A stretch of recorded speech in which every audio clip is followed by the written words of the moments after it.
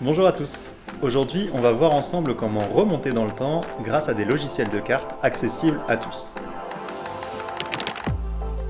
Imaginons que vous deviez vérifier où a été prise une photo ou une vidéo. D'habitude, on va d'abord chercher des indices à l'image et puis on va les comparer avec ce qu'on a de disponible dans un logiciel de cartes comme Google Maps par exemple. Mais qu'est-ce qui se passe lorsque l'endroit que vous recherchez a beaucoup changé depuis le moment où a été prise cette photo ou cette vidéo? Prenons cette photo par exemple.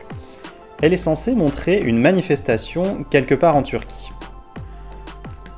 Je vais d'abord identifier des indices qui vont me permettre de retrouver cet endroit. Sur la gauche de l'image, par exemple, j'ai un magasin qui s'appelle Castil, en tout cas quelque chose comme ça. Juste à côté, j'ai un autre magasin, le nom est en rouge mais je n'arrive pas à bien voir ce que c'est. Juste au-dessus, j'ai un bâtiment très reconnaissable avec plein de petits balcons sur la façade. De l'autre côté de la rue, j'ai un bâtiment blanc. Et sur ce bâtiment blanc, il y a un panneau avec l'inscription Enotel. Ce que je vais faire maintenant, je vais tout simplement chercher Enotel Turquie dans un moteur de recherche, ici Google. J'ai un certain nombre de résultats, je vais commencer par essayer le premier. Et d'ailleurs, si je veux aller dans Google Maps, j'ai juste à cliquer ici, sur cette petite image. Ça m'ouvre l'endroit recherché dans Google Maps, en tout cas l'endroit qui correspond à ma recherche. À ce moment-là, en général, on prie pour qu'il y ait une vue Street View qui soit disponible, c'est-à-dire une vue au niveau de la rue, comme si on marchait dans cette rue. Pourquoi? Parce que ça nous permet d'économiser beaucoup de temps si elle est disponible. Pour vérifier si une vue Street View est disponible, je peux aller chercher cette petite icône jaune en bas à droite de mon écran. Si je l'attrape avec ma souris et que je la rapproche de l'endroit qui m'intéresse, et que je vois du bleu, c'est plutôt bon signe. Ça veut dire qu'une forme de vue au niveau du sol est a priori disponible. Je vais ensuite lâcher cette icône près de l'endroit qui m'intéresse. Là, je vois qu'il y a un hôtel qui pourrait correspondre, en tout cas le panneau a l'air de ressembler. Problème, je ne vois pas le bâtiment blanc qui est censé se trouver juste à côté, ni de l'autre côté de la rue, le bâtiment avec les petits balcons, ou les deux magasins que j'avais identifiés au rez-de-chaussée. Est-ce que ça veut dire que je suis pour autant au mauvais endroit? Non, pas forcément, ça peut tout simplement vouloir dire que j'arrive trop tard. Et fort heureusement, dans certains cas, il y a une solution à ça. Si en haut à gauche de votre écran, vous avez une petite icône d'horloge, comme ici, et que vous cliquez dessus, vous allez voir apparaître une frise comme ça.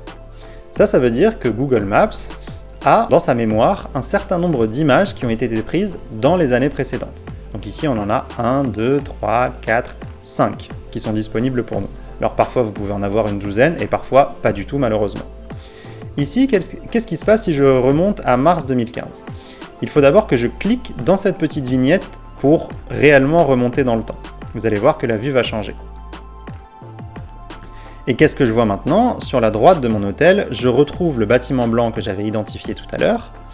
De l'autre côté de la rue, je retrouve le bâtiment avec les petits balcons. Et au rez-de-chaussée, je retrouve le magasin qui s'appelait en fait Castilla et le deuxième magasin juste sur sa droite. Donc là, il n'y a plus de doute, je suis bien au bon endroit. Et Google Maps n'est pas le seul outil qui peut vous permettre de faire ça. Ici, par exemple, je navigue dans Kiev à l'aide du logiciel Yandex Maps et vous allez voir qu'en haut à droite, j'ai une petite option pour afficher des images des années précédentes. Il y en a d'autres. Il y a un logiciel Mapillary par exemple qui vous permet à certains endroits de faire une comparaison avant-après.